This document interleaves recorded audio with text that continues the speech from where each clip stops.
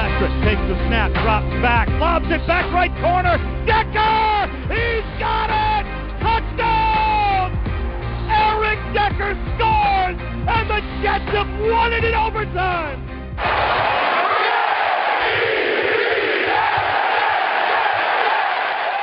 This is the Jet Take with Ben Blessington and Kyle Fahey. Welcome back to another episode of the Jet Take. I'm your host, Ben Blessington. Alongside me, as always, Mr. Money, Kyle Fahey. Kyle, how you doing, man? I'm doing good. The tank is off the rails. Yeah, I was about to say I don't think you're doing well. The tank is no longer in full force, at least right now. Listen, we're gonna see Deshaun Kaiser just completely struggle, and I'm gonna take the joy out of seeing you fail. So that's like what I'm looking Deshaun Kaiser is actually not having a terrible season, Kyle. Despite his stats aren't looking that good. Kyle, how many Browns games have you watched? Because his stat line. Okay, wait. Let's get into this. We'll do this in a second. Let's first introduce the show. The Jets are now 2-2. The Jets are now 2-2, and after a win against the Jaguars, I was trying to load up the Google Doc, Kyle. Sorry. After a win against the Jaguars, a nice overtime victory for the team, and that puts the Jets 2-2, heading into a game against the 0-4 Cleveland Browns. So, if the Jets win this, they'll have a winning record. Currently, the Jets are ahead of New England in the standings. They have the same record, but I don't know why. I think it's because we've had more AFC wins than they have or something, but who knows. The Jets stock is rising right now, and presumably if they do beat the Cleveland Browns, they'll be 3-2 heading into a game against New England at a higher than them in the standings, and then that'll be the real test about, is this just beating up on three bad teams, which most likely it is, but you never know. If the Jets go and beat New England at home and improve to 4-2, I think Jets Twitter will just implode. No. I don't think it's going to happen. But that's it. That's 2 games from now. We'll discuss that next week. But, I mean, Kyle, could you imagine what will happen if Josh McCown leads the Jets to a victory against New England? I don't know what I would do. I would be happy because that means Todd Bowles is confident, Mike McCagnon made good moves, and young players are developing despite egregious coaching mistakes year in and year out. But it still means we need a quarterback. And you go 4-2, you're not getting a great quarterback. So, and I swear, if we sign Kirk Cousins, I don't know what else. Nice. You will never win a Super Bowl with Kirk Cousins. Ever. I was going to say, Kirk Cousins is not a terrible quarterback. I mean, look what Josh McCown is doing. He's top 15. He's definitely top 15. He's having a good year this year. Yeah, I mean, it depends what you're paying for him. And and he's going to be the highest paid quarterback in the NFL. Yeah, because he's entering the free agent market, and there are going to be teams bidding for him. We'll talk about that in just a second. Let's first shout out or do our little plugs for a bit. As always, you can follow us on Twitter at the Jet Take. I forgot to thank everybody a few weeks ago for us hitting over 1,000 followers on Twitter. That's a pretty big milestone for us. 1K, baby. We got 4K, I know. So thank you to everybody. We're well over 1,000 right now. So thank you to everybody on that. If you aren't following us at the Jet Take on Twitter, we probably tweet out 100 times more than we produce an episode. We're more of a social media page that sometimes, if they get their SHIT together, they can produce a podcast. And then you can also follow our personals. Did you just really spell that out? Well, really? Kyle, if the kids are watching, they won't be able to okay, first of all, it's just so I don't have to put the explicit. Wow. It's just because I don't have to put the. Well, yeah, I know. It's just because I don't have to put the explicit rating on it. Smoke. Ends up in smoke again, guys. Okay, anyways. You can follow our personal accounts at Ben W. Blessington and Kyle at Kyle Fahey NFL. That's where all our tweets are at. As far as other places you can find us, you can find our podcast on turnonthejets.com. Make sure to check those guys out. All the articles and other podcasts that just play like a Jet or draft season. But our podcast is on there. Our Instagram, Facebook, YouTube, all just the Jet Take as well. And as always, you can listen to our show on iTunes, SoundCloud, Stitcher, iHeartRadio, Google Play. We're pretty much all over the place. All right, and the last opportunity to get official Jets tickets is the Falcons game. You can enter the promo code TheJetTake, and that'll give you discounted tickets on the game to the Falcons, since the Jaguars and Miami Dolphins game already happened. To those who used our code, thank you very much. All right, Kyle, let's hop into it. We'll preview the Cleveland Browns game in just a second. Let's just recap really quickly. We're going to do this a lot shorter than we did the last episode. Let's just recap the Jaguars game. Then we'll hop into the Browns game preview. We'll talk a little bit about tanking and whatnot, other topics surrounding the team and the NFL, and then we'll maybe do a little fantasy football thing, and then we'll do our draft quarterback rankings, and we'll get out of here. All right? All right, break. Okay. All right, let's start with the recap of the Jets' win against the Jaguars. Yeah, I mean, they won 23-20 in overtime, but it really shouldn't have even come to that. The Jets dominated that game in all facets. Special teams, defense, and offense all had bright, shining moments. They all had bad moments as well. To start with the offense, I thought it was probably Josh McCown's worst game as a starter, but still competent. We're going to see if he's going to start to fall off the rails here in a bit. As far as the running backs go, I mean, without Elijah McGuire and Bilal Powell, we would not have had this win. Todd Bowles needs to just keep him at. Without Bilal Powell, we would have won a little more, in my opinion. Just saying. Yeah, let's talk about that, because you tweeted out. He cost us like. No, Kyle. Obviously, he didn't. The lateral. Why was Josh McCown throwing the lateral to Bilal Powell, Kyle? Bilal didn't even have his head around, and he just hit Bilal in his back, and you're going to blame that on Bilal? And then slipping. I mean, obviously, that wasn't a. I guess you can blame Bilal, but it's not really one of those that's like, that's a mistake. That's his fault. I mean, he slipped on the turf, and, you know. No, he went off his wrong foot. No, he did not. He went to cut inside, and he just slipped on the turf. Anyways. What do you want to say there? What do you want to say there, Fahey? And he went off the wrong foot. No, he did not. Fight me. No. Anyways. Isn't debatable. It's, like, on film. Let's go look at the film, Kyle. Anyways, so McGuire and Powell, dominant game. Over 150 yards rushing combined. They both really carried the team. I mean, if you take away the interesting I saw, if you take away their three big runs, Powell had 2 and McGuire had 1. The average for the running backs wasn't that good. But, you know, I thought McGuire showed tremendous speed. I think he's mini Bilal Powell. I think I said Dion Lewis before the season started, and he's you know, if he plays like that every week, I think he's going to exceed those expectations. He's a really good player. I'm very excited to watch him. He definitely needs to be getting more reps over Matt Forte. Forte should be on the bench. I would say IR, but just in case Powell went down, I think you have to keep Forte. Trade him. Or trade him, or trade him to the Vikings or whoever, if there's a team that needs a running back at the moment. The Vikings are deep at running back. They're good. Well, they did lose Dalvin Cook, so you never know if they want to get more depth. I know. Latavius Murray. Yeah, no. I mean, Latavius Murray is a tremendous running back, but as far as a backup goes, but if you want a guy at depth for a 6th-round pick, I think you could probably get Matt Forte. Anyways, but in the future, really looking forward to watching those two. I think Matt Forte needs to take a serious backseat for the rest of the season. Thought the wide receivers had their moments. The guy that's really surprising me, Kyle, I'll ask you about this, is Jeremy Curley. And what are the Jets going to do with him at the end of the year? Because he's actually playing pretty solid this season. He's a great slot receiver, great third down guy. He can't do much else, but he's a safe pair of hands returning punts, which is something the Jets have not had. Every time the ball's in the air, Curley's going to catch it. He's not really going to get a monster return ever, but he's going to catch the ball. And then on third downs, he makes tough catches. So what are your thoughts on Jeremy Curley, his season so far, and what the Jets might do in 2018? Do they decide to bring him back? Jeremy Curley is a good wide receiver in the NFL. I was kind of shocked when we first let him go. I understand maybe Chan Gailey didn't like him. Maybe they didn't get along. Maybe he, quote-unquote, didn't fit the scheme. This is a veteran who has good hands, a good route runner. He's not going to be a problem in the locker room, and he produces.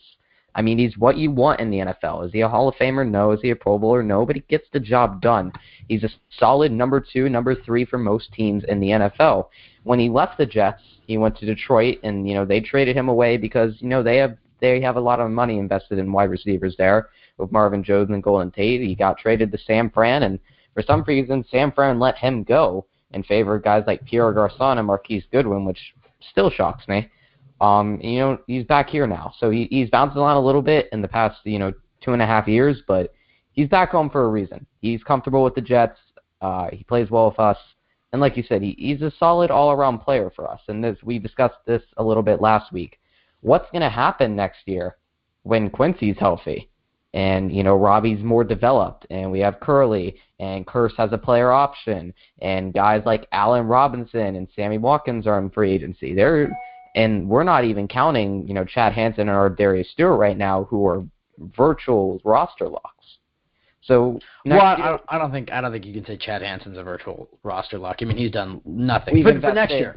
Well, I understand that, but if you're heading into next year and you have some of those top guys, it would be beyond the realm of possibility to see Hansen land on the practice squad. I mean, Deion Simon landed on the practice squad. I know he's a 7th-round defensive tackle, but I'm saying, I mean, it's not odd. A talented player but it's not odd to see a young, player who was on the team for a year after getting drafted get cut and go to the practice squad. Yeah, I mean, as far as Curley goes, I think the Jets need to. I think if Ardarius Stewart can prove, at the bare minimum, we hope that he can be a Jeremy Curley, which is not – that's a good player right there. Curley, he'll be 29 by the start of next season. Yeah, and you mentioned – He's still that young? Yeah, he's 28 right now. Wow. He was drafted in 2011, so – yeah, he was a Vandy Dalton. Yep, at TCU. Anyways, but yeah, as far as the wide receiver position next year goes, I mean, Quincy's going to be back. We'll see how he's impacted from the neck injury. Again, Kearse, it depends on how he plays. I mean, he's kind of disappeared the last 2 weeks, but the first 2 weeks he was playing really well. So we'll see if the Jets. There's not a lot of money invested into him, so the Jets could have him as a depth guy. Obviously, Robbie Anderson is establishing himself at the very least a guy who can stretch the field. And hopefully he'll get involved more, trying to do stuff over the middle or wide receiver screens or whatnot. I don't think he's obviously he's not a complete wide receiver at this point, but I think he's definitely a guy that at the very least you can bring in and he's an immediate threat to score. As you said, Stewart and Hansen. We'll see what they do. But yeah, I think Curley's a very solid player. I think their hope is that Ardarius Stewart could take that role by the end of the season or by next year. So yeah, I thought the wide receivers had some moments. Ardarius Stewart, and Chad Hansen, they're guys that I hope get more playing time in the next few weeks, along with Elijah McGuire and some of the other young guys on this team. Anyways, the last point I want to talk about on the offensive line, then I'll give the reins over to you. I thought they had a pretty nice game, especially in the run blocking. I thought they cleared some terrific holes for the running backs. Credit goes to the running backs, choosing the right hole and stuff, but you got to give credit to where credit's due. Missing Brandon Shell for that game, I thought they really stepped up. Well, what are your thoughts on the offensive line's performance? Yeah, I mean, the Jaguars have a very good defense. Make no bones about it. That secondary is one of the best in the NFL. Their linebackers are much improved. Miles Jack, Paul Posluszny, two very good linebackers in the NFL. Wait, can you say Paul Posluszny again? Paul Posluszny. I mean, yeah, okay, you got it. You kind of just crucify me for mispronouncing that name, please, Ben, out of all the things. You're right. There's other things I could crucify you for. But anyway, continue. I mean, just nail me through one by one, Ben. But, and their D-line is very talented. Calais Campbell, borderline Hall of Famer. Dante Fowler really stepping up in his third year now. Calais Campbell, Hall of Famer. What? Calais Campbell's had a very good career. I know he's had a very good career. To say, all right, I guess borderline. He's a borderline Hall of Famer. Yeah. I mean, all right. He was a big pickup in free agency for them. I mean, they have talent on the defensive line, and I was, rooting for wins, but or rooting for losses, and we got to win. But I was concerned without Brandon Shell in there about the safety of Josh McCown and how fast Bryce Petty would get put in. That is the goal for me. But I think they held up well. There was only one play, and that was when Brent Guelvy fell into Brian Winters. We saw Kyle highlight that on Twitter and his film breakdown. That was probably the biggest mistake of the game. But and Brian Winters holding. He had a couple holding penalties. But I guess, with Brent Guelvy next to you, you kind of got to at least save the guy a little bit. So I was happy with the play. I think the running backs helped. And I think Robbie Anderson's vertical threat has really helped because more and more teams are starting to respect Robbie Anderson as a deep threat. A.J. Boye, who has been a top 10 corner in the NFL in the past 2 years, I know you called him a one-year wonder, one-hit wonder. No, I wanted the Jets to sign him. I just said as far as a pick for a one-year wonder, I would think A.J. Bouye going to Jacksonville could be that. Well, I might be wrong. You never know. Kyle, let me continue the point. All Robbie right. Anderson destroyed him. It was child's play. He burnt him the whole game and just... I mean, Robbie Anderson had 3 catches, so I don't know if you can say that. Yeah, burnt him. God forbid Robbie Anderson had a quarterback. I honestly believe this kid would be a Pro Bowler. I don't think he would be a great wide receiver, but he would just be one of those guys kind of like Tyreek Hill. He's not a great football player.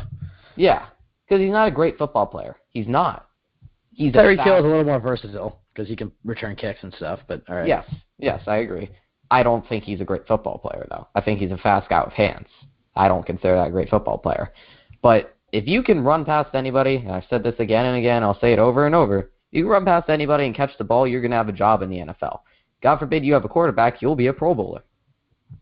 I mean, he's being mentored by Chad Johnson, the guy who made his career. Now, I will say Chad Johnson was a much better route runner and a much better player overall, but Chad Johnson made his career by burning guys. And that's Chad Johnson. That's Chad Ochocinco. And I don't think it's a coincidence Robbie has, gravitated towards his spear that he has going on there. So, yeah, I think the O-line played well, and I really think it's because of the running backs and the deep threat. Yeah, last thing on the offense, I just think overall, as far as what you can expect from this unit, I think they had a nice game. A terrific game, really. Almost 400 or almost 500 yards total offense, which is insane. Bilal Powell, Elijah McGuire really stepped up. An offensive line that was very, very cheaply filled, played well. A 38-year-old starting quarterback who definitely had some mistakes, but he still threw for 220 yards. And some wide receivers that made some plays, including Austin Springer-Jenkins, who was tied for second in receptions with 4 for 46. So he's actually having an impact on this offense. I think he can get in the end zone for the first time next season or next game. And we'll talk about some keys, but I think they should definitely try to involve him more in the red zone. A big body tight end, you can really help him out. And the one thing I really want to touch on really quickly, and we'll talk about the defense and we'll get into the game against Cleveland, is that you were talking about last week about how the Jaguars' defense is one of the top defenses in this league. And after watching that game, Kyle, I don't think you can make that statement. You're allowing almost 470-something yards of offense to Josh McCown, to an offensive line full of a bunch of, practically nobodies. I know Carpenter and Winters have carved themselves out as top guards, to wide receivers who aren't respected by many. It's like, to say they're a top defense, and the Jets might be great, but I know you're of the position to say that as soon as they play this game against Cleveland, win or loss, it's going to be all downhill from there. I know that you feel like the Jets are about to go on a massive 5, 6 game, 7 game losing streak. Yeah. So it's obviously not that the Jets are that good, and I know this isn't the Jaguars' take, but I don't think the Jaguars' defense is that good after watching that game. I mean, I hope they are, because that means that our Jets' offense is just insane. But the fact that one of the predicted worst defenses in the league, one of the worst predicted offenses in the league, just shredded, supposedly a best defense. I mean, what are your thoughts on that? Is that the Jets, are for real, or is that just the Jaguars had a bad game, or I don't know. I watched that game and I did not see anything. They looked soft. I don't know why I found that so funny, but just the way you said that. I disagree. Because you have the mind of a 12-year-old, Kyle. I don't know why that relates to anything, but okay. I think you take away Bilal Powell and Elijah McGuire, and the Jets lose that game. Obviously, that's a blanket statement. Yeah, but you can't do that. I know that's a blanket statement. But if you take away Aaron Rodgers from the Packers, I mean, best quarterback probably lose. They would lose. They'd be 0-16. I'd bet money on that. But if you take away those 2 runs, and, obviously I want the Jets to score, but there's no way in hell Bilal Powell wasn't touched. That has to be almost impossible. Oh, he wasn't touched. He tried to hurdle the guy who was falling down and then just landed on his face.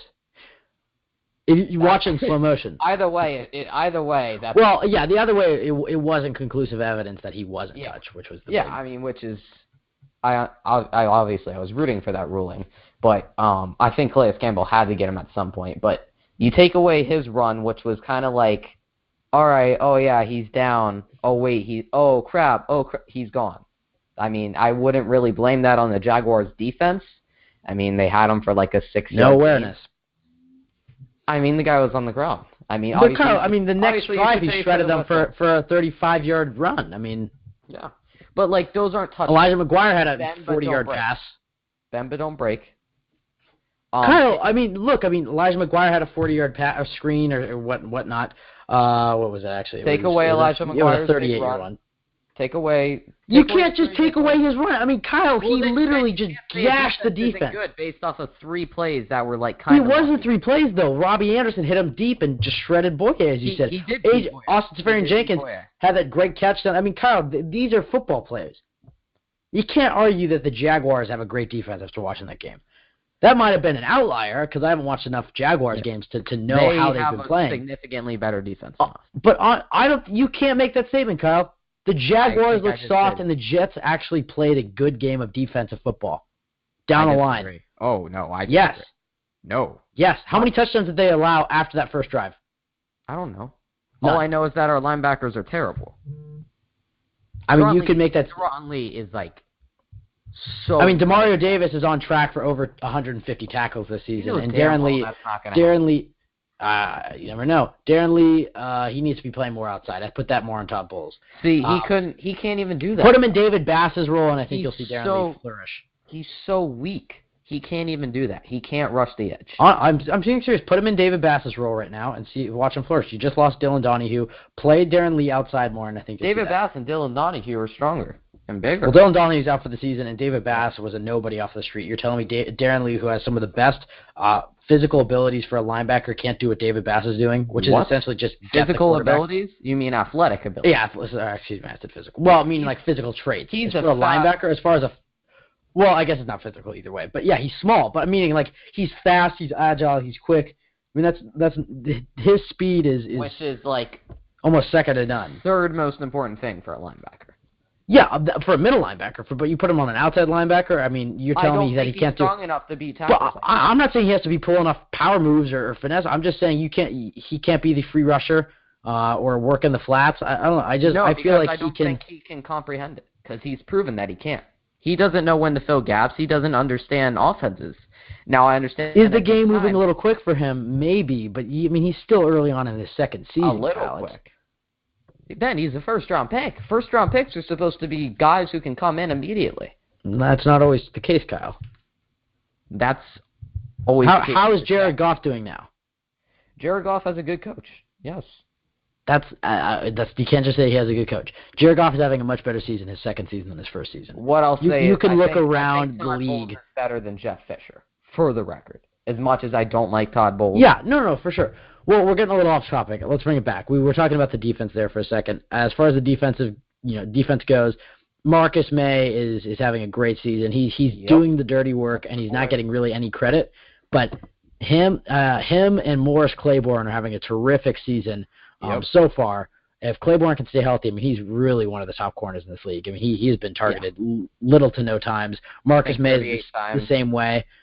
Jamal Adams is just so fun to watch. He just flies around the field, making plays. He almost had forced a sack against Jacksonville last week, so that would have been fun to see. But honestly, he's just so fun to watch.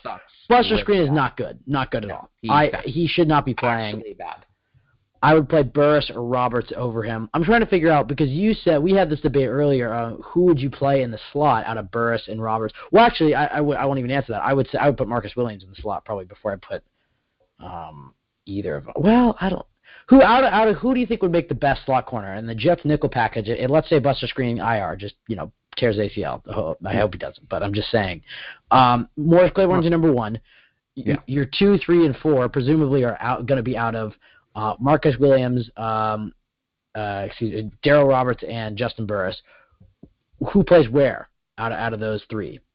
We've had this discussion before. I said Justin Burris in the slot because I think he's stronger. He can be more physical, which is something Buster Screen struggles at. Buster Screen, for running like a, get fast camp like that he runs during the off season, that dude is slow as hell.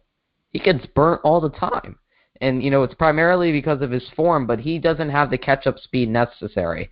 And I'd rather have a guy who's not going to get thrown around at the line, because Buster Screen isn't a big guy, and I'm not saying Justin Burris is a particularly big guy. I think he's 6 foot, but he's much bigger and stronger. So you'd play him over Darryl Roberts? Yeah, I think Darryl Roberts has the speed to play deeper downfield. I think he can run with NFL wide receivers. But, how are you seeing Justin Burris fare up, let's say 4 verticals over the middle, 3rd and 15, and he's covering the slot guy who's just running, right in front of his face? How do you see him fare out of those corners? I think he would have safety help there in the middle of the field. It's usually not one. Yeah, sorry to we've seen Buster Screen getting plenty of one-on-ones. I'll say this. I think all 3 of those guys, or a combination of those 3 guys, I think would be better than Buster Screen. So I think the Jets need to figure out their second and third corner situation right now. But as far as free safety, strong safety, and number 1 corner, they're looking really nice. And Morris Claiborne's making a case to return next year as well. As far as the linebackers go, definitely some issues. We're going to particularly the middle linebacker. I think Demario Davis has had a terrific game last week. This week was not nearly as hot, but I still think he's great in the run game, a tackle machine. But he needs to work on pass defense and whatnot. As far as the outside, and Darren Lee, Chubbles just needs to figure out what to do with him. I'd just try moving outside probably. As far as outside linebackers go, David Bass leads the team in sacks. Jordan Jenkins having a quiet season, but he's been critical in the run game. I was hoping to see him develop more as a pass rusher, and he very well might. We're only a quarter into the season. And as far as the defensive line goes, I gotta say it's terrific to watch Coney Ealy, who's only 26 years old, play amazing. He's playing better than Sheldon Richardson really ever did. Maybe you could make the argument that 2013, but just because obviously it was a very emotional game for Coney Ealy, but not just that. I didn't even know about that. I heard that he missed practice because he had a death in the family, but I assumed it was extended family. But the fact that he played through that is insane, and it's awesome that he had a terrific game, but. Part of it's also, he was at the Patriots. The Patriots cut him, and their defense isn't looking too hot. And the Jets actually, traded Sheldon Richardson, got a 2nd-round pick, a very good, or very competent wide receiver, and signed Coney Ealy, and he's playing better than Sheldon did. Honestly, Coney Ealy is playing better than Muhammad Wilkerson was. So, which I don't know how that's hard to do, but Leo back to Pro Bowl form. Coney Ealy having a terrific season, and Muhammad Wilkerson needs to actually put an ounce of effort in. At this point, literally all he's doing is just taking up a block, just one block. He just stands there. Yeah. Kyle, your thoughts quickly on the defense, and then we'll move on. Yeah, I think the secondary is doing good. New Jack City. I wasn't really buying into it because I was worried about rookie development, especially with Todd Bowles. Well, I'm gonna be honest here. I'm being stupid. Why is the name New Jack City? It is a reference to a movie based out of New York, and it is. I know it's a movie, but I don't understand why is that their secondary. Am I just being really dumb here? If you want me to simplify this, you're white. So am I, but it's kind of a cultural thing. All right, moving on. Yeah, Keep going. That's what it comes down to. But I think the secondary is playing well. I wasn't really buying into him. Like I said, because I don't trust Todd Bowles, but Marcus May is playing very well. Jamal Adams is honestly a Pro Bowler. That kid is just so impressive. There's I don't know if I've ever seen a rookie adjust to the game as fast as he has. There probably has been in the past. There probably was one last year, but I may be seeing through a green lens here, but I know he's special. I know we've all stated he's special, but he's special. When you're playing 4 games into the NFL and you're by far the best player, on defense, week in and week out, which I think he has, if he'd probably be our MVP, honestly. It's very impressive. Linebackers.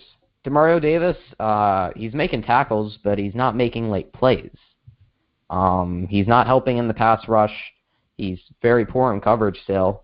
He's making tackles in the run game, which for Calvin Pryor, I guess I'm not mad at that. I guess that's a win for us at the end of the day, seeing as Calvin Pryor's on the IR anyway. But it's nothing impressive. Duron Lee, either undersized, incorrectly used, not talented enough. I don't know what it is. Actually, I'm pretty sure it's not talented enough, but he's just not good. I've not been impressed by him. He's shown no progression in the mental game, which I think was by far his biggest problem. And you even heard him say in an interview. I think it was with Eric Allen. He was saying, "I understand things now. I'm just getting a little antsy." Yeah, you can't get antsy in the NFL, man. You gotta fill the gaps when they need to be filled. That's your job. You're not doing it well. Own up to it. Get better at it. Otherwise, we're gonna keep booing you. And unfortunately, your mother's going to have to keep defending you on Twitter, and I know that's very hard for her to do at this point. Defensive line, Coney Ely, he's been playing very well. Great free agent pickup by Mike McCagnon, getting him off the waiver wire there. Leonard Williams, not being flashy, but you're wrong if you think he's having a bad year. The dude is getting doubled and triple teamed on almost every play. It shows you how much respect teams have for him, and I'm honestly surprised that Muhammad Wilkerson hasn't capitalized off of that. Like you said, he's basically just a body taking up blockers right now, and that's very sad, seeing as he's going to be, as of right now's contracts. Obviously, this will change when free agency comes about, but he's scheduled to be the third highest cap hit in the NFL next year, and I don't think he has a sack yet, and we're 4 games in. Correct me if I'm wrong. He doesn't have a sack, right? Oh, yeah, he'll be gone next year. Whether through trade or release, he won't be here next year. That was not the question at all. What'd you say? That was just not even the question. He does not have a sack, right? Muhammad Wilkerson? Yeah. Yeah. No, I thought I heard you right. Yeah, I was just saying, he doesn't. I thought you were making the statement he doesn't have a sack. No, I was just which saying, is true. So, yeah, no, and then I was responding. All right, yeah.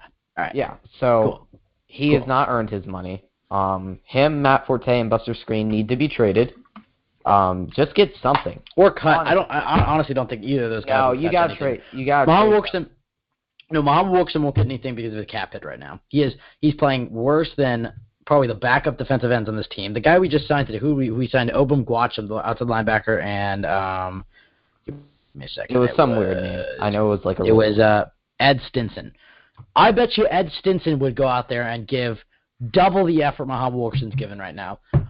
So you're not getting anything from Muhammad Wilkerson. But is a 7th-round draft pick worth the how much cap hit are you going to take from him? Over $10 million. No, we're probably keeping him this year. Well, they'll probably keep him this year. I think they're going to try to get rid of him, but I think they'll have to keep him. And then I think he'll cut him at the end of the year. Matt Forte, I think he's probably the most likely to get something. Maybe Buster Skrine, but as far as Matt Forte is just he's a veteran running back. He's a safe, pair of hands. Maybe to a team that lost a starting running back needs a backup. And then Buster Skrine's not getting anything unless a team just wants another backup corner. But hey, the Patriots seem to love bad corners who make a lot of money. So I don't know. Yeah, let's just trade him to the Patriots and just shred him. Yeah. That would be the ultimate game plan. All right, Coach, what are we going to do this week? All right. Number 41 on our team? Yeah? All right, we're going to put him in blue, and then you're going to run, and then we'll just work from there. That would be the ultimate game plan on how to win a game. Put Buster Skrine on the opposing team. It's like in soccer when you just lend a player, I think it's called loaning a player, where it's yeah, you can have him for these 2 games that you got to pay us $20 million. You got to do that. Easy win. We'll be 16-0. Anyways, yeah. All right, let's start previewing this Browns game. But anyways, great team win for the Jets. Really quickly, I want to touch on a few things. I know I just said I was going to get to Browns game. Really quickly, Lawrence Thomas, terrific fullback. Changed his number officially, so he's officially a fullback to number 44. Yep. But one of my favorite players to watch on this team. As far as Lack Edwards is really up and down, and he had that bad punt, but I have to say that insane. I think it was a 70-yard punt to really flip the team. That kind of won the game for the Jets but he put us in a situation that cost us it multiple. Yeah, no, he definitely would have been the GOAT of the game, not greatest of all time. That used to be a phrase scapegoat of that game. If he had scapegoat. You used to be able to say GOAT. Now it's greatest of all. Okay, anyways. I just think that he. Man, you say he, it like you're like 30 years older than me. You used to. Yeah, I know. In the 1970s, we used to be able to ride horses used to to be work. saying a lot of things in the 70s. Okay, that isn't funny. Anyways, but I mean, he really saved it because think about it. The Jets won the game with 28 seconds to go, and Lack Edwards probably gave the Jets 30 to 40 yards ahead of where they would have been if he had an average punt. So, I mean, think about that. I mean, he really won that game. Edwards' average punt or an NFL? Yeah, his average punt is, I think, 41 or something. But I have to say, get on him about that? Yeah, but he was praising him. The one thing I have to say though is just I was so happy it wasn't a tie. That was just the one thing that would have been the most Jets Jaguars. Yeah. No, because one, it's just like I hate this new overtime rule, 10 minutes. It's like why? Yeah. You want more ties?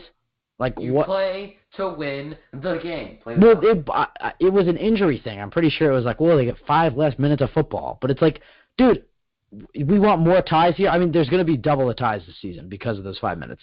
Anyways, but again, great punt by Lack Edwards, really won the game for them. Lawrence Thomas, great fullback for the Jets. And then I want to just say really quickly, Austin Seferian-Jenkins has really revived his career. As far as blocking, he's just a good blocker now, and he had a few great catches. So, again, I want to get him more involved. And this will be a little segue into talking about this week. Kyle, what are some keys to victory this week against the Cleveland Browns? How are they going to get to walk out of Cleveland with the W? One of mine would be to get Austin Seferian-Jenkins involved in the red zone. I think to have a huge target like that, when you're down at the 6-yard line, 4-yard line, you could be able to throw it up to him. They did that against Miami, and it almost worked. He almost made a terrific catch. You try that again on a fade route or even anything towards the back of the end zone. I really think that Austin Seferian-Jenkins is about to take off this season if they can get the ball to him. But what are some of your keys to the season or to the game against Cleveland? Number one, get pressure on Deshaun Kaiser because he is a rookie who has no idea what he's doing, and if you even get like an inch into the pocket, into his little bubble of safe space, he is going to make an egregious throw, usually to Kenny Britt. So leave Kenny Britt wide open and just have him drop it. I'm going to be honest here. I'm going to cut in here because Kyle has an unwavering hate of Deshaun Kaiser because I said at the beginning of the year, or even by the draft process, that Deshaun Watson and Deshaun Kaiser were my 2 favorite quarterbacks in this class, and you said Trubisky and Mahomes. We haven't seen either of you two. We'll see Trubisky this weekend, and then Mahomes we probably won't see for a long time, barring Alex Smith gets hurt. Alex Smith is, maybe. Watson just had 5 touchdowns last week, so See, the only thing I was worried about with Watson was his deep throwing accuracy, but he's actually done a pretty good job this season. And so, anyways, the other one was Kaiser, who's actually had a not-so-terrible season. I didn't say he should come out and start. I said that he should come out and just be able to sit behind a guy for a season. You're saying he shouldn't start over Kevin Hogan. No. That wasn't my point. No, that wasn't my point. You missed my point. I'm saying when he was still at Notre Dame, like this was back in January, I was saying I think he has a lot of potential. I think he could be a really good quarterback, but I think he should not start this season. The Chiefs would have been a solid place for Deshaun Kaiser to go. But if you watch the film, he's actually making some this past week was one of his better games. How much film do you watch? I watch quite a bit, especially when it's Deshaun Kaiser. I have a lot of money invested in Deshaun Kaiser's stock. I'll say this. Kyle, any idiot with a smartphone or a laptop can watch the games. Anyways, really? And NFL Sunday Ticket. So there's that. So you get the all 22 view on that? Look at Kyle. What are you compensating for, Mr. Fahey? Anyway, I don't know. Yeah. Probably a couple things. Oh. Would you like to name them? Yeah. Really, really low ego. No. You have a lot of ego. You have low confidence. No. My ego is actually very bad. You have a high ego, Kyle. I am a cake face for the show, and people know that. Just like you are. I guess so. Anyways, what was I saying? Also, okay, I was kidding. We don't need to. Okay. We don't need to. I don't know what you're about to say there. Oh yeah. I just think that was about to take a dark turn. It's my problems. I can talk about what I want.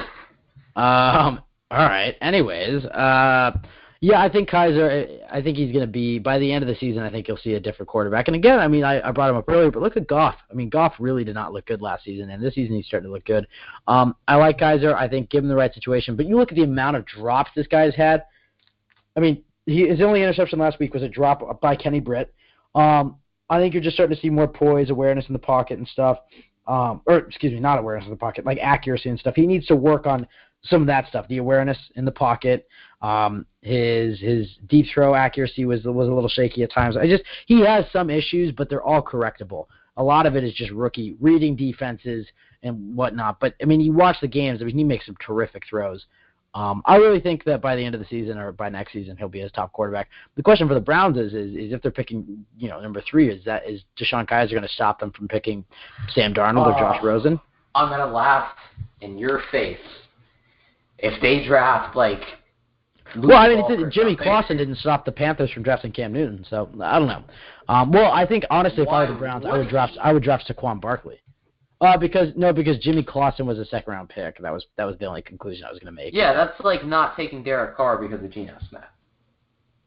Anyway, I was actually a big Derek Carr fan, and not because I'm not just tooting my own horn. It was only because I have family down in Fresno, so I watched him play, and I also just hear how I heard Fresno State was they had an amazing recruiting class in that 3-year span, I guess it would be. I don't know exactly what it was. They had Devontae Adams, Derek Carr, and who was the running back? I know there was a really good runner. I'm going to look that up because that's going to bother me. But they had a really good recruiting class. Anyways, I think Deshaun Kaiser is better than Kyle's giving him credit for, but I think he needs some time. I didn't say he was going to be ready out of the oven immediately. Well, check Travis's site. Let's see the grade he gave him. I'm not talking about his grade from Travis's site. I'm just saying, look at the grades he gave Jared Goff last season. Yeah. And I'm not even a Goff fan. Jared Goff was terrible. Yeah, he wasn't good. I mean, Kaiser's not playing terrific, but I mean, you look at it. I think he has a lot of stuff to work with. Anyways, let's get back to this game. Let's start with the preview of this Browns Jets game. Deshaun Kaiser's ranked 30th, and the only people behind him are Sam Bradford, who hasn't played in 3 weeks, and Andrew Luck, who hasn't played at all. I mean, I don't know what you will. You said Sam Bradford was a top 5 quarterback a few weeks ago. When he's healthy, he is. That's a big if. All right, well, let's talk about this Browns game. Kyle, we'll start with the Jets defense versus the Browns offense. Yeah, I think the big key is to get after Deshaun Kaiser. He's a young quarterback. He doesn't really know what to expect. The game's moving fast for him. The Jets really need to get their outside linebackers involved. I think Josh Martin is going to return for this game. Watch out for him. Hopefully Jordan Jenkins get his first sack. But I think you're going to see Todd Bowles go back to his roots, dial up the pressure, and really try to get after Kaiser. As far as stopping the run, Isaiah Crowell has his moments. You have to make sure that second level of the defense is ready. Demario Davis in the run game is good. But it's those other guys. How are outside linebackers faring? Jordan Jenkins is also good in the run game. But you look at the other side and you look at Darren Lee. How is Josh Martin or David Bass going to play against him? That's key. So I think you have to watch them. As far as the secondary goes, the Browns wide receivers have had a bad season. I'm not too worried. This matchup, I think the Jets will win. I will say, I will give, I'm not going to give credit to him, but Kenny Britt is I don't know what happened. I mean, last year he was never good. He was good last year. He was never good. He was productive. And now this year he's just it honestly looks like he has pillows for hands. When he's just trying not even pillows, just bricks. I think bricks would be more effective, honestly. You might get better grip than Kenny Britt's hands. They are just horrendous. I don't know what happened. You can't just go from a guy who makes great catches. By the way, I just looked up this article. I looked up Deshaun Kaiser, and Hugh Jackson was like, Deshaun Kaiser played lights out. And I was like, well, I mean, I'm a big Kaiser supporter, but I don't think he played lights out. Yeah. Didn't take sacks. He threw the ball away. He didn't have any turnovers. So that's improvement. All right. Oh, yeah. I guess that's the bar. He wasn't the bar is to throw the ball out of bounds. Wow, okay. Yeah, I mean, he's almost as incompetent as Blake Bortles.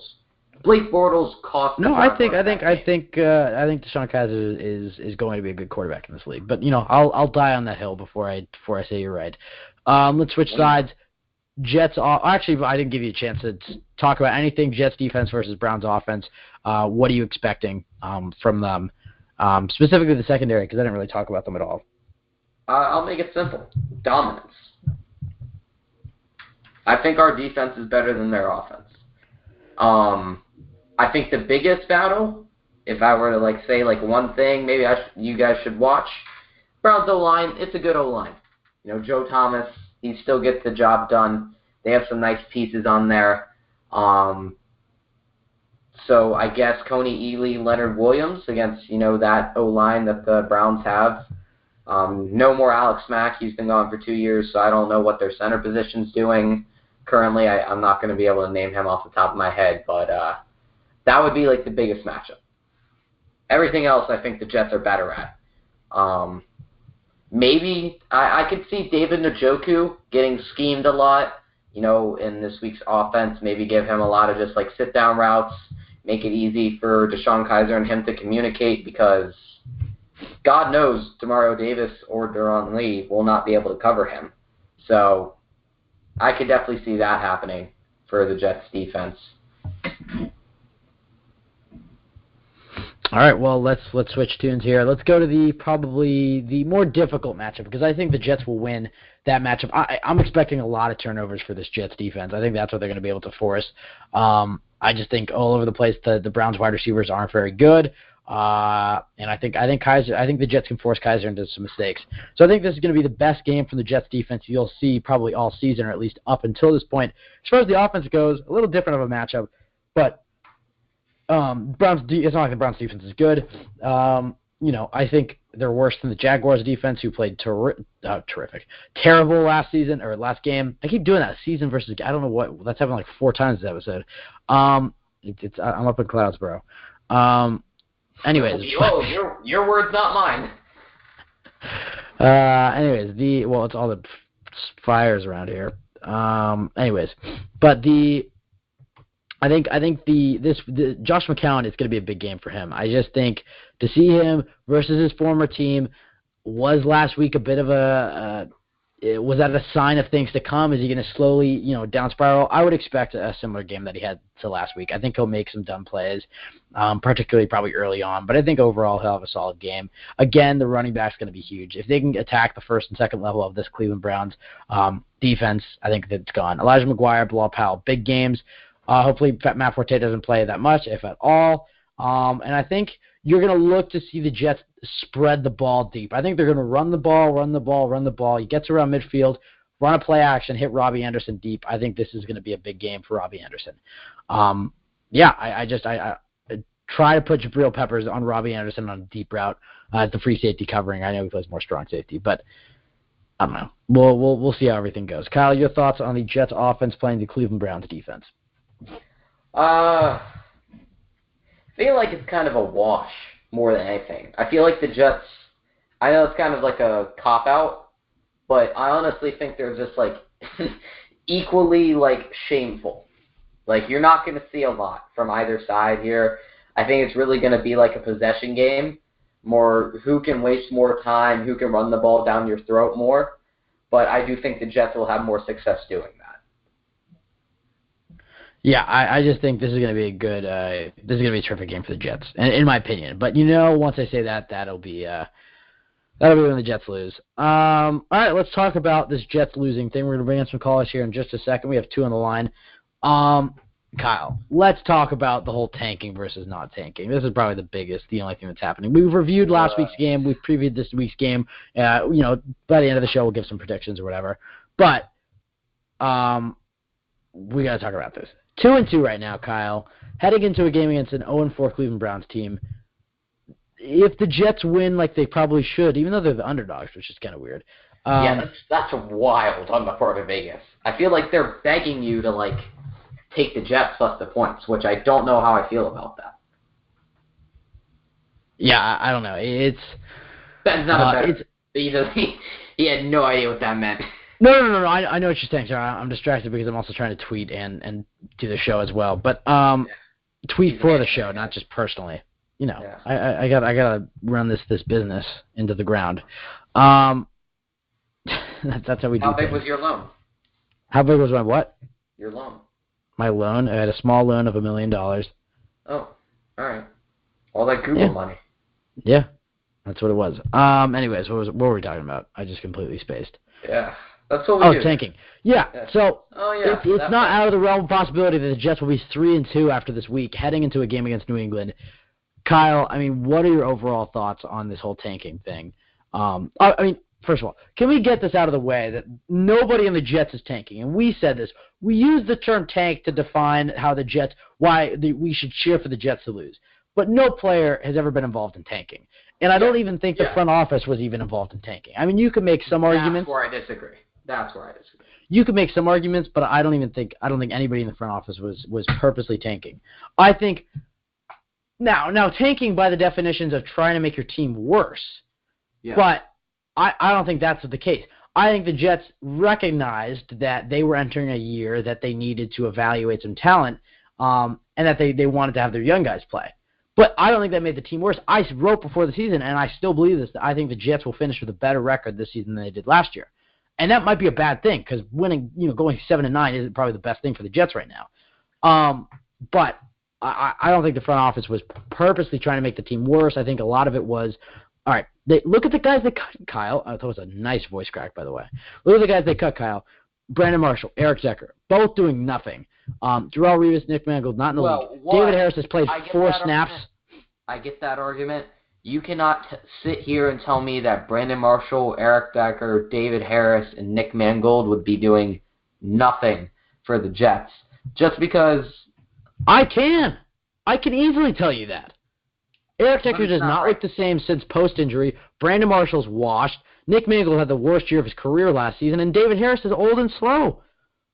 What argument is there to be had, Kyle? David Harris is still our best linebacker. No, he's not. I'll take Demario Davis over him every day. I will take Demario Davis over him every day. No, I disagree. At least Demario Davis can move sideline to sideline. Whether or not he's blowing coverages is another thing. At least David Harris can recognize a coverage. David Harris is like a dinosaur. He can't even get to the coverage if he wanted to. Enough, but at least he can put other people in this situation. He might as well, Kyle. He might as well be out there playing with a walker. He can barely move. Anyways, it's besides the point. The Jets cut those guys. They were washed. They were playing the young guys. And I also don't think it's tanking because the Jets didn't go out there and sign all these top free agents.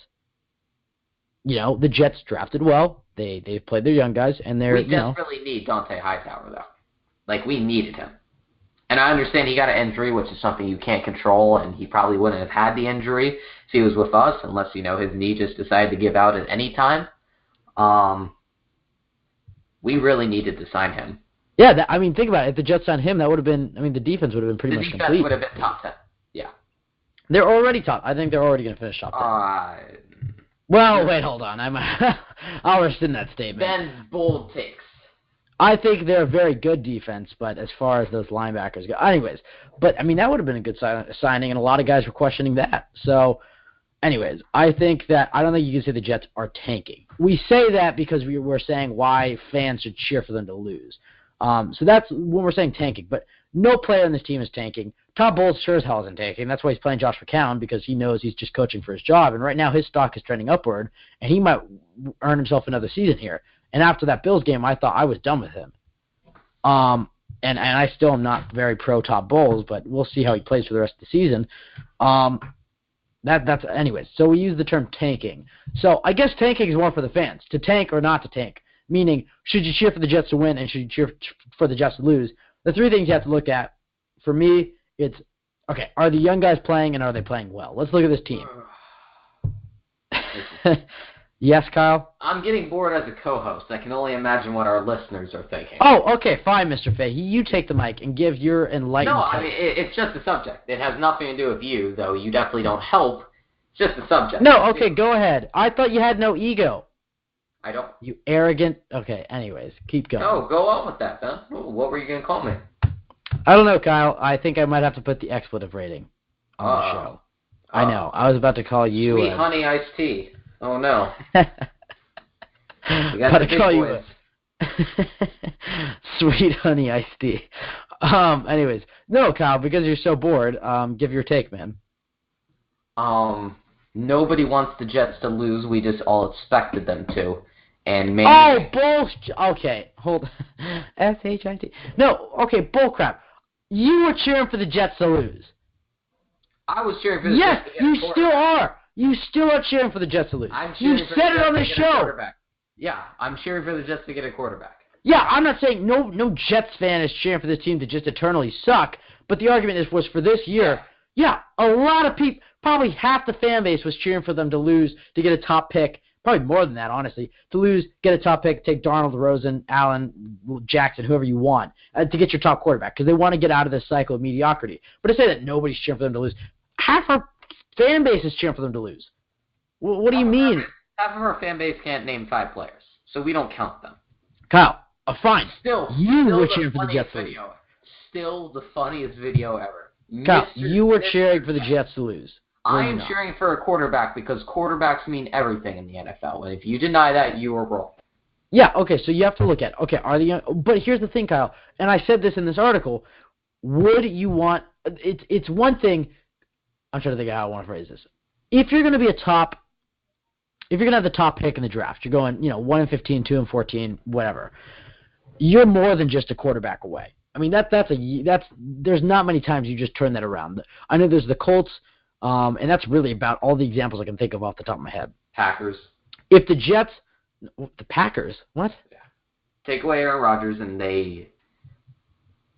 Kyle, they picked Aaron Rodgers 24th, and Brett Favre started for a year or two after. I am aware, but I'm just saying, if you take away him, that wasn't even close to. My point was being, 1-15, and then taking a quarterback and going, 10-6 and making the playoffs. I was making the comparison of a quarterback playing with no talent and still being a contender every year.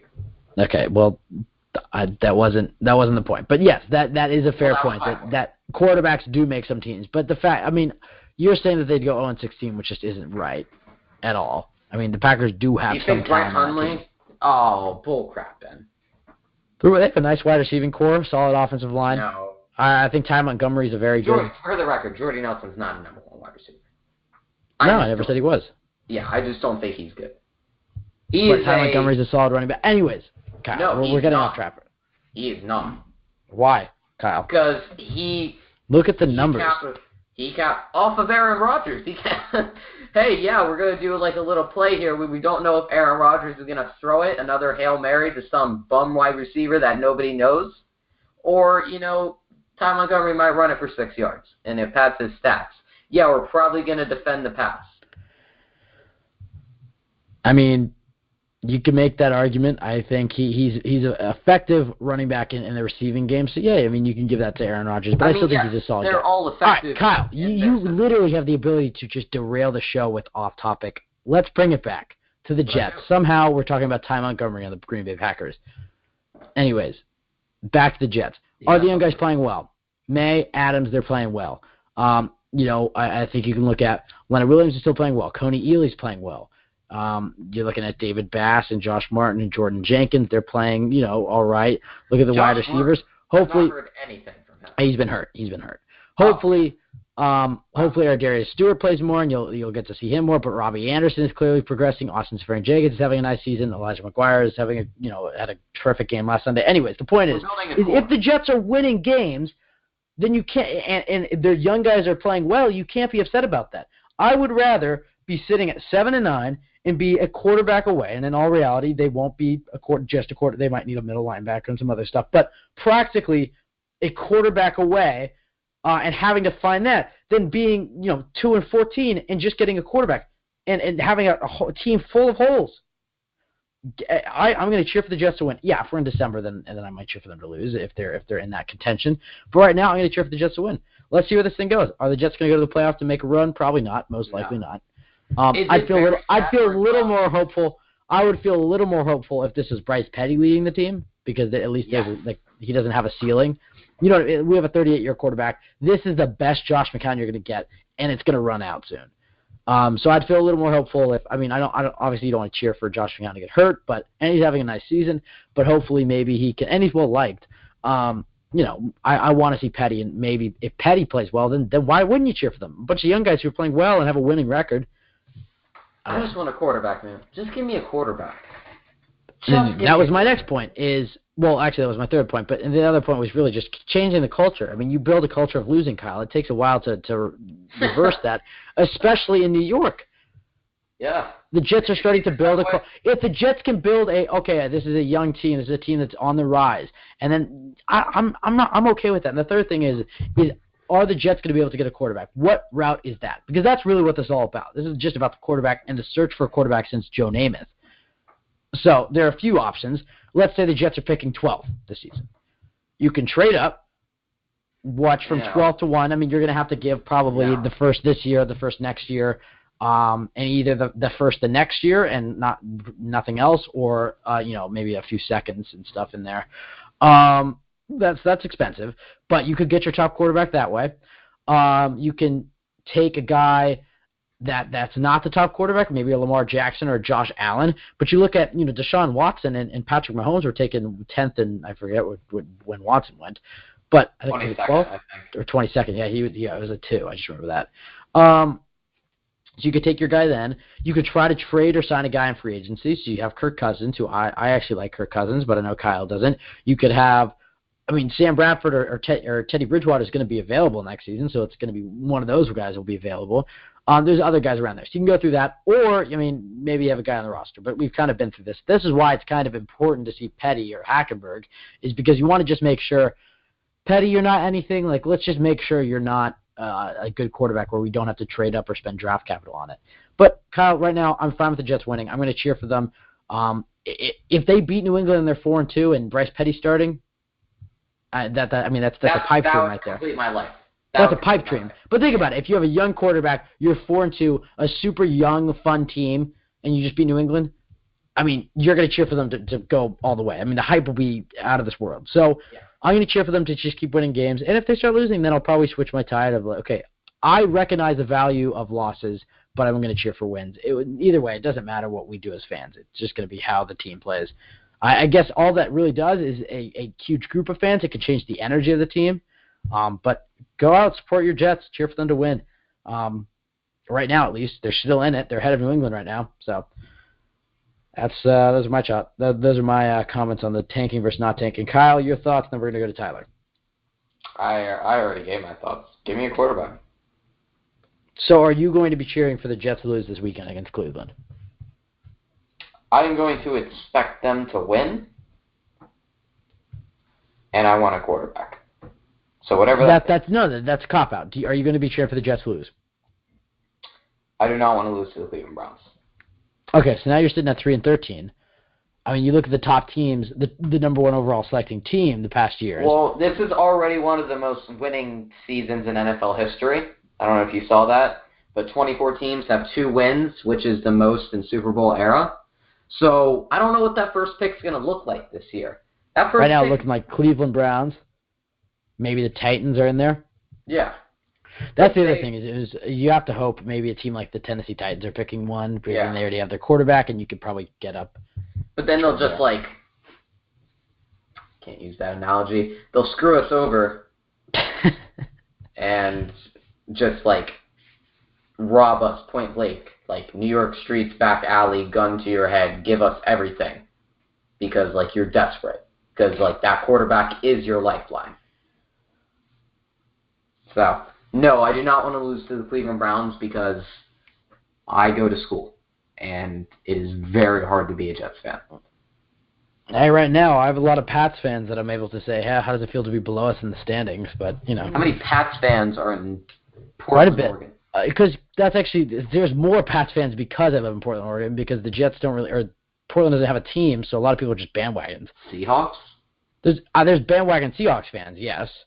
There's a lot of Cowboys, Patriots, and Seahawks fans. There's probably the majority are Seahawks fans, but there's a lot of Pats fans and Cowboys fans, and last year there were some Giants fans, and they've all died. So good. I'm so happy Eli Manning's terrible. It's just such a joy to watch. I guess. Anyways, let's go to the callers. So we'll start with Tyler. All right, Tyler, how's it going, man? Tyler. Hey, Kyle. Hey. Tyler. And he's dead. Hello? Hello. Oh, he's alive. Yeah, what's up? How you doing, man? You guys almost made me sleep, but I'm alright. Damn. He said you're Rob. boring, Ben. Damn. Tyler, who's more boring, me or Kyle? Who's more boring? Yeah. Neither. Neither. Bull crap. I'm calling it. You have to give an answer. Neither. I don't respect you anymore. Tyler, what were your thoughts on the Jets win against the Jaguars? Bilal Powell played great. Elijah McGuire played great. Running backs did great. Josh McCown, jeez.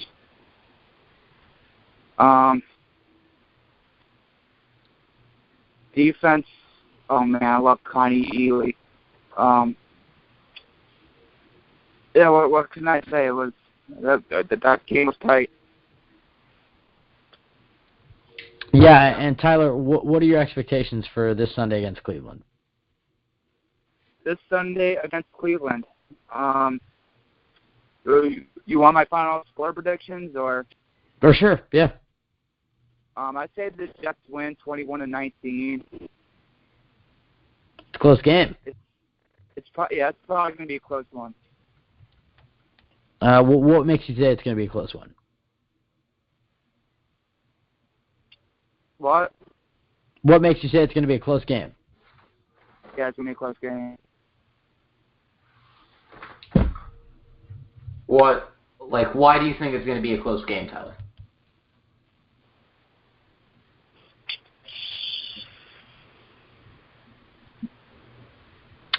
All right. I think Tyler. Yeah, I think Tyler's gone. Right. I think Tyler finally fell asleep. Yeah. All right. So during his own call. Dropped. That's official. Tyler. Yeah. Oh, you're still there. Okay, all you're right. still here. Just wasn't responding, I guess. This is bad. This is bad podcasting. He's like Greg Popovich. He chooses which questions he's going to answer. All right, Tyler, you're throwing us off our game here. I guess we'll get into. Let's talk about Ardarius Stewart and Chad Hansen. I mean, why do you think that the Jets are not playing them as much as they should be? Why do you think they're playing Jermaine Kearse and Jeremy Curley over them? And do you think that Ardarius and Chad should see the field more?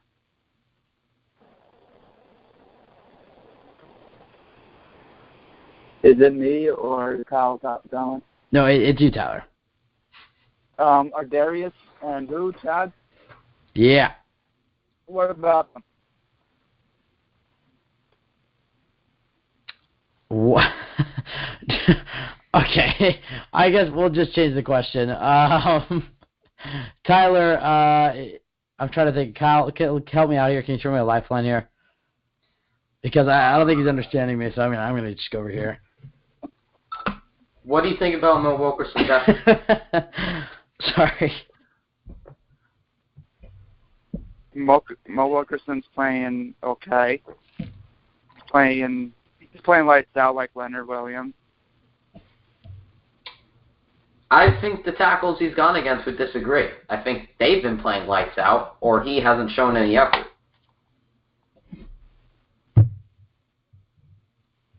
All right, well, Tyler, it was great to hear from you. Give out your social media. My Twitter handle is TJThinking96. I'm not going to say Instagram, so once you follow me on Twitter, I'll DM it. You guys going to give me like a whatchamacallit, a theme or something? Yeah, I mean, we have a few. All right. Well, Tyler, really quickly, before you go, we're doing a test. We're doing a little poll. Can you name 5 Jets players? From what year? From this year, from this team. Okay. Jerome Peak. Okay. Odd first, really odd first choice. No, he's still in the, he's on the IR. He's not. Yeah, no, he counts. He's still on the team. But really strange choice to have as your first First Jet you can name. I would have counted that as a no. See, I wouldn't have counted. No, I'll count it. Okay, Tyler, can you name 4 more? Robbie Anderson. All right, nice. You got 2. Yeah, all right. Yeah, someone on defense. Morris Claiborne. Nice. Yep. Okay.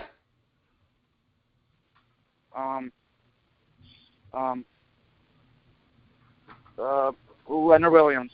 Nice. Got 4. One more. Okay. One more. No pressure. You said his name earlier. Yeah. We've talked about 5 different players in this conversation. We've literally. Let's say Quincy Ngunwa. Hey, there you go. That counts. Again, IR. So Tyler is a much bigger Jets fan. Tyler just rattled off 5. And I don't mean to say anything. Some of them were, like, very odd choices, like Sharon Peak. But that Deadspin video, I mean, some of these guys are tailgating and just couldn't name, like, one player on this team. The chicks who were just there, they're like, we're just here to tailgate. Like, yeah, we know. Leave. Honestly, those are probably the only Jets fans that are showing up at the game right now. Yeah, anyways, Tyler. I'm sorry. Go ahead. Oh, no. You go ahead. Hey, I've been a Jet fan ever since Mark Sanchez, and we all know what happened there. Well, we could take an entire episode to dissect Mark Sanchez. Anyways, Tyler, you can catch that episode to play like ow. I didn't. Tyler, thanks for coming in, man. I need to mute myself. All right, thanks. Oh God. All right, that was Tyler's call. Thank you to him. All right, we're gonna go to Hakeem in just a second. Interesting call there from Tyler. Sometimes he's just not in the mood to talk some Jets football. But again, we apologize for our very unorganized and conversational style of podcasting. We'll try to clean it up in these last few minutes, or I guess we probably have 20 more minutes of the show here. We'll get to Hakeem in a second. So when Kyle's much pain right now. Oh my God. I had my leg I had it crossed, and I was like, he sucked, that's why. And you can catch that next episode of Play Like a Jet, and I stretched my leg out, and I forgot my desk has a very, very painful edge, and my knee just went right into it. And I think I don't know if I'll be able to do the show. I think I just pulled a Derrick Rose on myself. It's intense. We're flying solo. Yeah, I guess so. Yeah. All right. Well, Kyle's out. No, I'm kidding. Let's get to Hakeem here, and you're leaving. Yeah. All right, Kyle's still here. All right, Hakeem. Let's get him on the line. This episode. I mean, half our episodes are just train wrecks. Yeah. But Anyways, Hakeem, how's it going, man? Hey guys, long time no talk. Thanks for having me on. Super excited about the season, how the young players are performing. Yeah, man, how you guys doing? We're doing good. I mean, obviously coming off 2 solid Jets wins. We're pumped to see this Sunday. I think the Jets probably will have a 3-game win streak if they take care of business in Cleveland. Heading into a game against New England, a bunch of young guys having a lot of confidence. I don't know. I'm just saying it could be a trap game for New England if the Jets keep playing as well as they have. Hakeem, we'll just start off with the Cleveland Browns game. What are some keys to victory for the Jets against Deshaun Kaiser and the Browns? I guess the key to the victory defensively, no big plays. Keep everything in front of you, especially in the passing game. Make Deshaun Kaiser beat from the pocket. Of course, and that's, we got to control the run game. We can't let Crowell or Duke Johnson, who's very sneaky and fast and a good receiver out of the backfield. We got to make sure they're contained.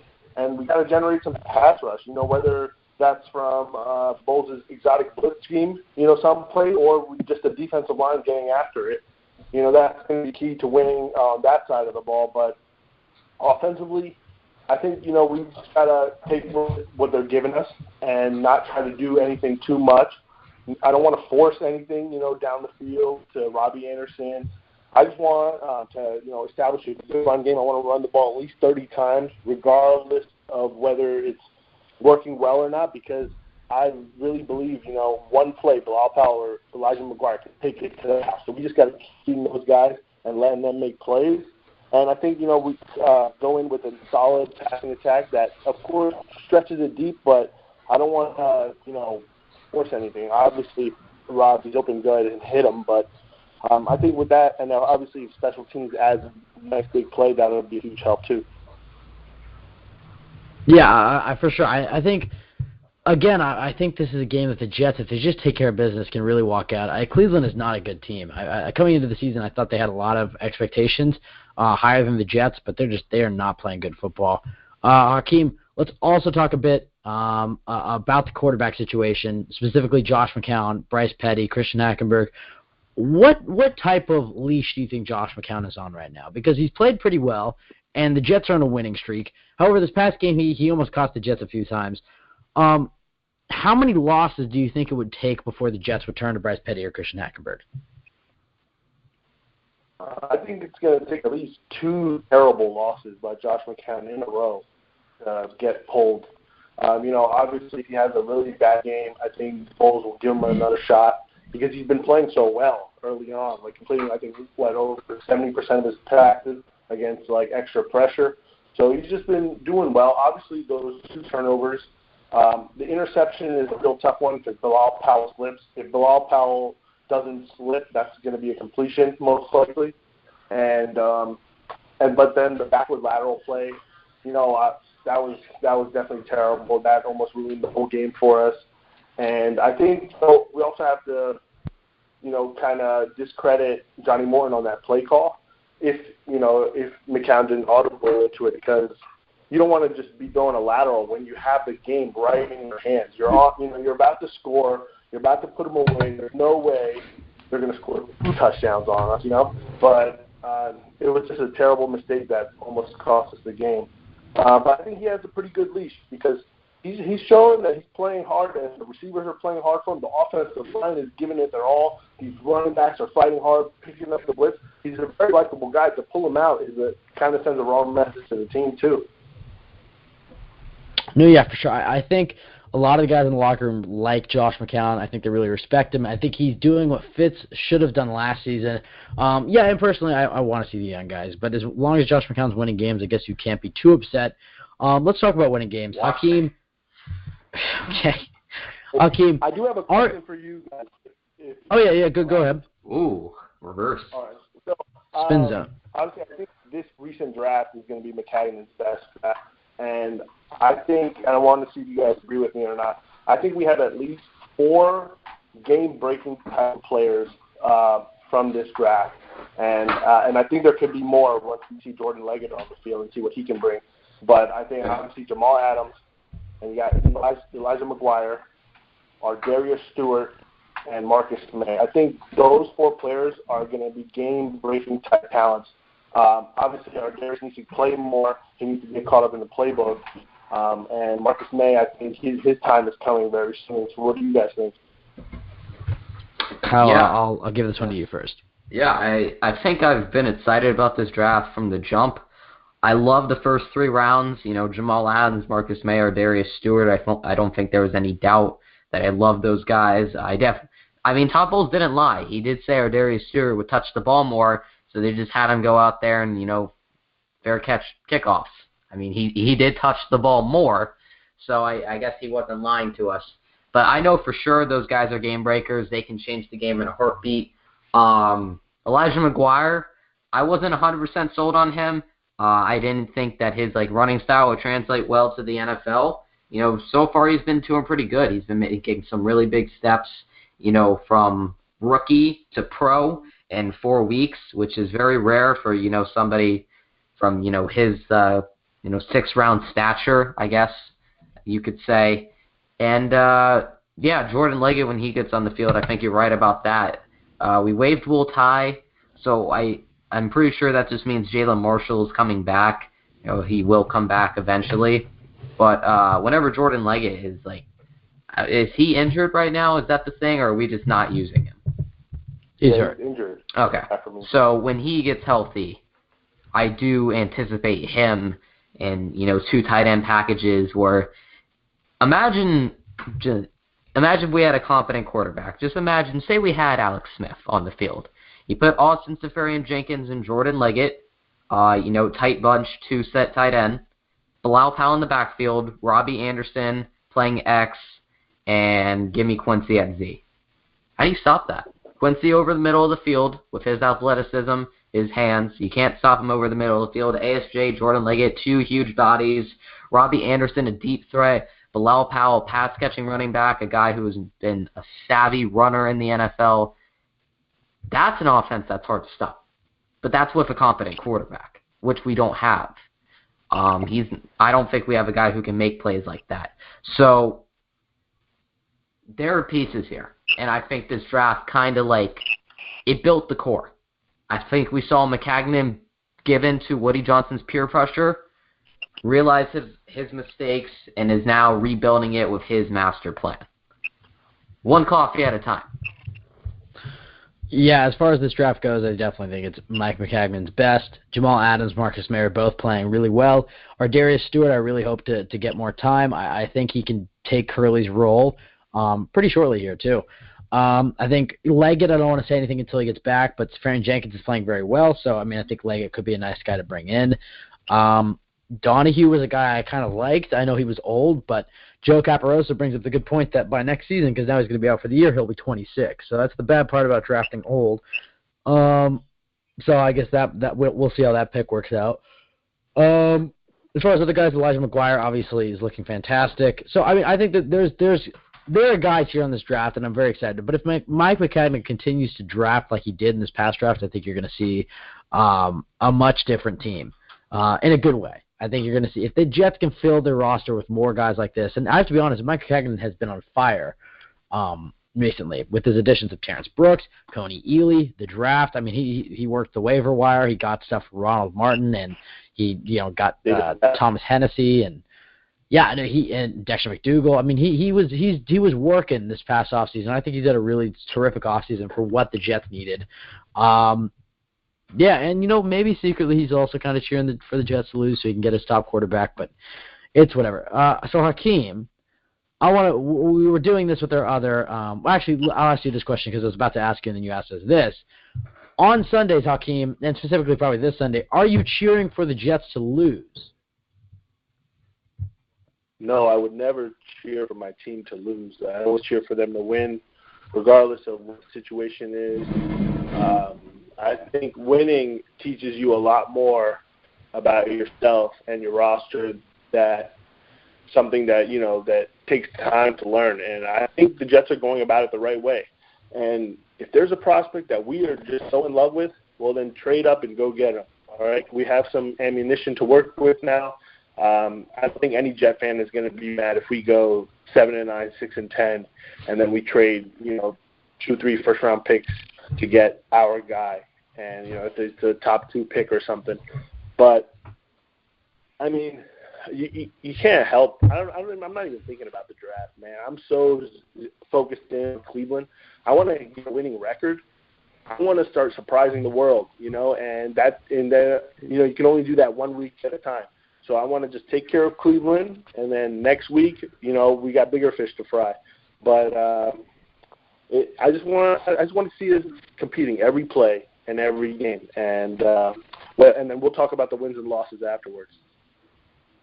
Yeah, and the two really interesting points about the tank, and you kind of referenced it, is the one thing that has gone really under the radar about the whole Sheldon Richardson trade is that it gave the Jets another second-round draft pick, and that is definitely some good ammunition to have if they were to trade up. Because either you trade both of them in a first and you're limiting the price that you're going to have to pay down the line, or you only trade one and you still have a second to draft. That trade was huge for the Jets. It gave them definitely some added ammunition. I believe the Jets have I don't want to be wrong here, but they're going to have quite a few picks in the top 100. So, yeah, and you remember McCagnon was training back a lot last season, so he's had some ammunition. He definitely has some guys he could move, Bilal Powell, but I think if the Jets are going to trade up, it'll be a lot of draft picks involved. Bilal Powell, Quincy Newton being some guys they could theoretically move. I don't think they're going to move Quincy, though. And the other thing is that, it isn't all about first-round drafting. If the Jets, you look at the top teams, and even the Jets to an extent, a lot of the top players in this league are late-round draft picks. You look around the league, I mean, obviously there's some great first-round draft picks, but, I mean, Elijah McGuire, I mean, he could be a one-week wonder for all we know, but he is, a sixth-round draft pick, and he's playing terrific. Tom Brady, obviously, is probably the most profound example, is a sixth-round draft pick. Derek Carr's a second-round draft pick. There are a lot of good players in later rounds, and you can take that two ways. You can take that as you could find your QB in the second round, but that's probably not the way Jets fans are going to take it. But I think the way they should take it is if you do trade up, that doesn't mean you're just destroying your future. You can still, if you knock your second-round draft picks and your third-round draft picks out of the park, you're still going to be fielding a terrific team. So, yeah, I'm not as opposed to trading up. Obviously, it would hurt, but I'd rather have the Jets win, establish a winning culture, have guys like Adams and May playing well, and other guys on the team like McGuire and stuff, and then trade up and get your guy if you really fall in love with the guy. Hakeem, last thing, and again, we did this with Tyler. I want to see, can you name 5 players on this team? Just to prove the Deadspin article wrong that all Jets fans are idiots. Yeah, I'm unaware of that article, but okay. Or video. Kelvin Beachum, James Carpenter, Wes Johnson, Brian Winters, Brent Kuvali, Jonathan Harrison. You're just naming the offensive line. Oh my gosh! I think between the three of us, we could probably do all 53, right? Yeah, definitely. Of course, not a problem. All right. Well, do we want to try this? Yeah. Let's go. Okay, quarterbacks. I'll lead us. Well, we'll switch off position groups. Wow. We'll switch off position groups, then we'll help. Okay, I'll do the quarterbacks. That's easy money. We got McCown, Petty, and Hackenberg. Kyle, I'll pass to you the running backs. Matt Forte, Bilal Powell, Elijah McGuire, and I guess Lawrence Thomas, technically. All right, we're at 7. Hold on, I gotta keep track of this. Hold on. All right, Hakeem, I'll give you the wide receivers. All right, we got Jeremy Curley, Chad Hampton, Ardarius Stewart, Jermaine Kearse, Robbie Anderson. Am I missing one? I'm trying to think. Anybody else think wide receivers on this team? Because we're not counting Quincy. Jalen Marshall's not active yet. Yeah, and Jalen Marshall's not really back. And Sharon Peake's on the IR. So I think that's right. I think that's probably right. All right. So that was, what was that, 5 wide receivers? Okay. Yep. The offensive line, Hakeem did. He did the starters, and then he also did Qualley and Harrison, I believe. Yeah. Is there anybody besides Qualley? There's Dozier, which is 8. Shell and Dozier. And Adelana. Yep. Yeah, we'll do it really quickly. So there was Beachum, Winters, Johnson, Carpenter, Shell, Dozier, Harrison, and anybody else? Qualley. That's 8. Adelana. And 9. So Adelana. Okay, there's 8 offensive linemen. Tight ends, we got Austin Swearinger-Jenkins, Eric Tomlinson. Is that those are the only 2 active ones? Yep. Okay, there we go. We got 22. We'll also throw in the punter and the kicker and the long snappers. That's 3. That's Thomas Hennessy, Lack Edwards, and Chandler Catanzaro. So we're at 25. Let's get the defensive boys. We have 9 O-linemen. I think we have 9 O-linemen. So who did we forget?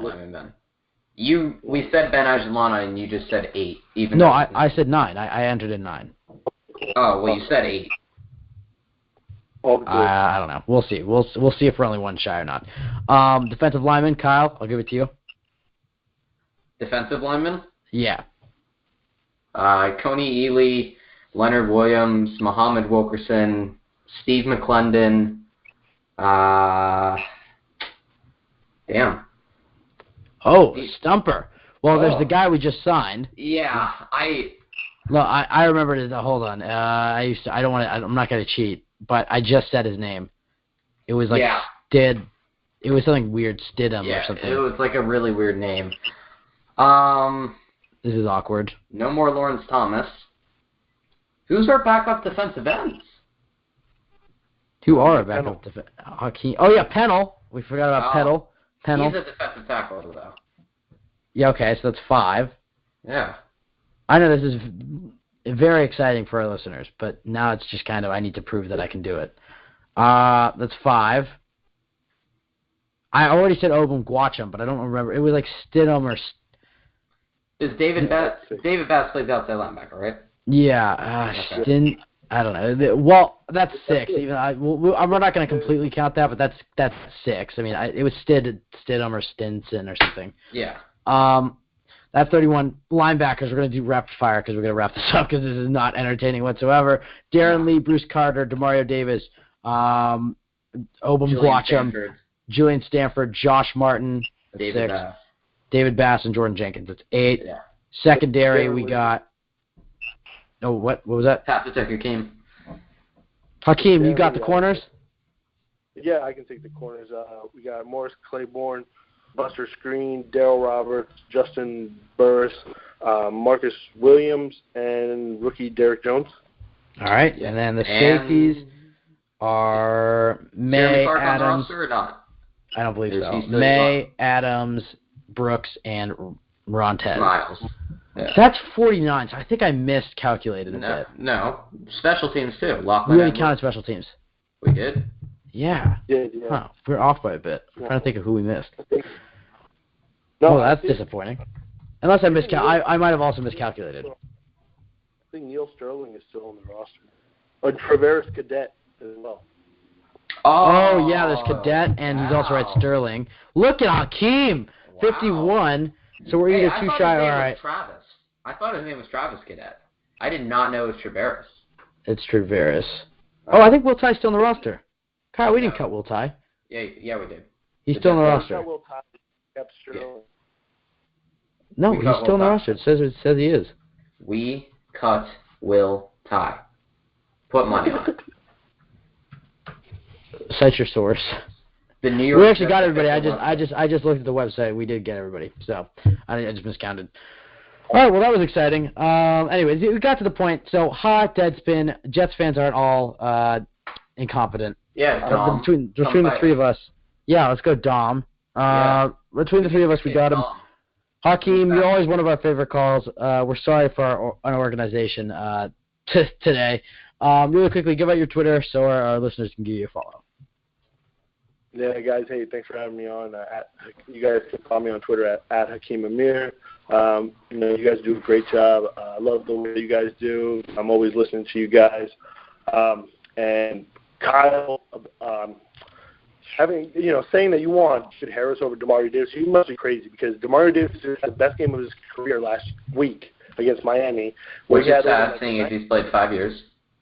Well, he's a 92 rating, but yeah, and that's awesome. And he's 1/6 of the price that David Harris would have costed us. And I don't even know how you can say that. David Harris hasn't played any major snaps this year on a terrible, terrible defense. And Gerard Mayo was. So I don't even know how you can say that. But I love you guys. You guys are the best. Thank you so much. All right, take care, guys. All right, Sweet Hakeem, really quickly, before we let you go, prediction for this weekend. 23-10 victory. 23-10. All right, I like it. Hakeem, thank you very much, man. Thanks, guys. Take care.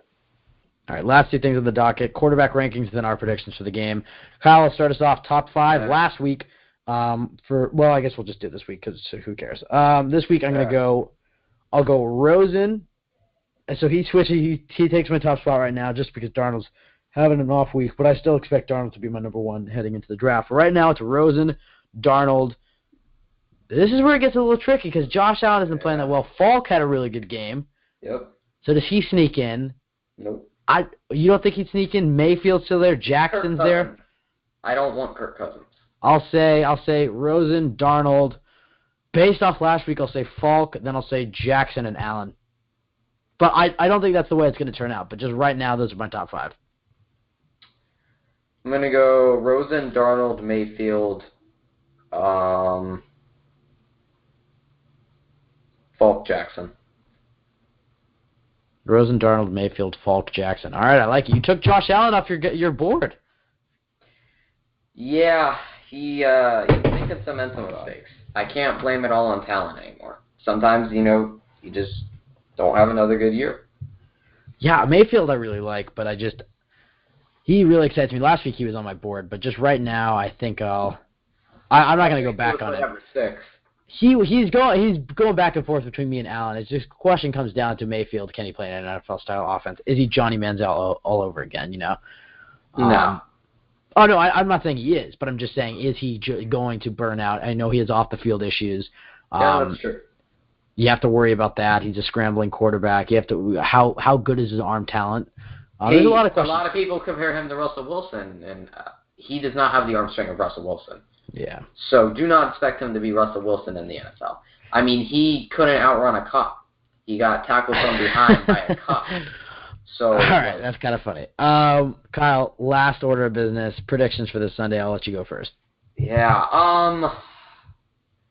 I think it's just going to be one of those draining games. I'm going to say 17-6 Jets. All right, yeah, I'm going to go. I think the Jets are going to pitch a shutout. Actually, I'll rescind that. You just realized you're a Deshaun Kaiser fan, so you need him to get. No. I think I could totally see the Browns having like a first opening series touchdown or something. I think it will be very similar to last week, except the Jets don't allow a comeback. So I'll say 20. Hold on, let me think about this. I'll go 20. How about you just give how many touchdowns Demario Davis is going to give up? 27-7. I'll say 27-7. The Browns will get an early touchdown and nothing else after that. All right, well, that'll do it for this very convoluted, weird episode of the Jet Take. We apologize if anybody lost track of what was happening at times. But again, you can follow us on Twitter at the Jet Take, also on Instagram, YouTube, and Facebook. We're on Turn on the Jets. Check this episode; it'll be out tonight because I'm uploading this week. We're also on iTunes, SoundCloud, Stitcher, iHeartRadio, and Google Play. Kyle, any last words? No. We'll save it till after the theme song. You have a few minutes to think about, a few seconds to think about it. Anyways, thank you so much for listening to the show tonight. Or I guess it won't be tonight. You guys will listen to it all throughout the week. So thank you so much for tuning in, I guess, and giving us all the support. We've really grown and taken off. And as I said, thank you for over 1,000 followers on Twitter. It means a lot. We love doing these shows. We have some big things coming, some interviews in the work. We've kind of fallen off of the interviews game just for a bit because, we're starting the season. Guys have been busy. But we have a few things in the works, so we're looking forward to bringing that going. Anyways, thank you so much for listening to an episode of the Jet Take. You can catch us next Wednesday at 8 o'clock Eastern Time. Make sure you call in. I mean, we need to diversify our callers. We haven't had a new caller in a while. But the number is 515-739-1285. The PIN is 261860 with the pound or hash sign. Yeah, Wednesday night, if you have free time, talk some Jets. You are always welcome to call in, and you'll get plenty of time to talk some Jets football. Anyways, we'll leave you with the best chant in the National Football League. We haven't heard this as much at games as we need to. Let's get this going again for those who are going, traveling out to Cleveland. Thank you so much, and we'll talk to you guys next Wednesday.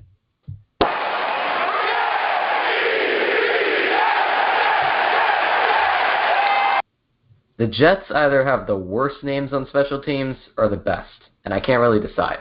That was the worst ending to that. You could have had anything that was funnier. Bull crap. Catanzaro, Laughlin, and Hennessy. I can't tell if that's the best or the worst. Cool.